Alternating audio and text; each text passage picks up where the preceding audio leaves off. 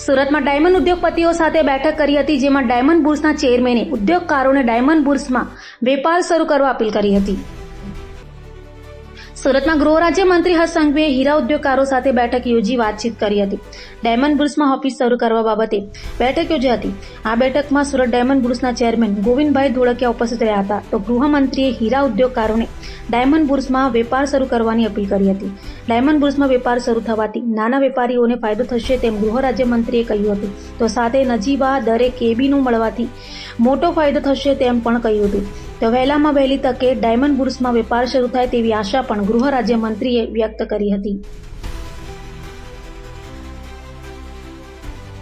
Surat diamond બુર્સને લઈને એક ખૂબ જ મહત્વપૂર્ણ બેઠક આદરણીય રાજ્યસભાના સાંસદ શ્રી ગોવિંદભાઈ ઢોલકિયા, શ્રી અરવિંદભાઈ અજબાની, શ્રી લાલજીભાઈ, શ્રી નાગજીભાઈ સાકરિયા, શ્રી અશેષભાઈ, શ્રી શૈલેષભાઈ જોગાની, સેવંતી કાકા, શ્રી હિતેશભાઈ, ઉપેશભાઈ અને હીરા બજારના મહત્ત્વના આગેવાનો, હીરા બજારના વેપારીઓ, સૌ બ્રોકર મિત્રો, સૌ મેન્યુફેક્ચરર, રફના વેપારીઓ અને સીવીડીના વેપારી, આ બધા જ વેપારીઓ સાથે મળીને એક મહત્ત્વપૂર્ણ બેઠક રાખવામાં આવી હતી।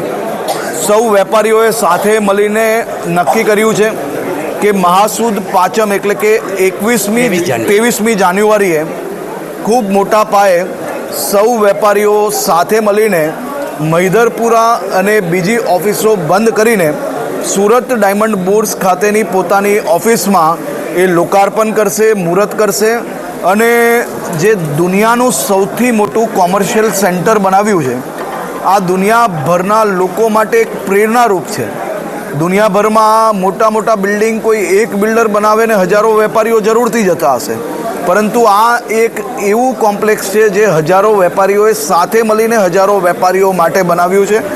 આ સંયુક્તપણે ચાલનાર કોમ્પ્લેક્સ છે અને હીરા બજાર એ દુનિયાભરના વેપારો માટે પ્રેરણાદાયી પરિવાર છે, જ્યાં બધા જ સમાજ એક સાથે મળીને એક જેવો વ્યવહાર, એટલે કે જ્યાં બોલીની કિંમત, જ્યાં જબાનની કિંમત, જ્યાં ક્યારે બી એકવાર બોલ્યા પછી વ્યક્તિ સંપૂર્ણપણે એકબીજા પર વિશ્વાસ રાખતો હોય, એવું આ હીરાની ચમક હજી વધુ ચમકી શકે તે માટે સુરત ડાયમંડ બુર્સમાં આવનારા દિવસોમાં ખૂબ મોટા પાયે ઓફિસો સાથે ખોલવાનું પ્લાનિંગ થઈ રહ્યું છે।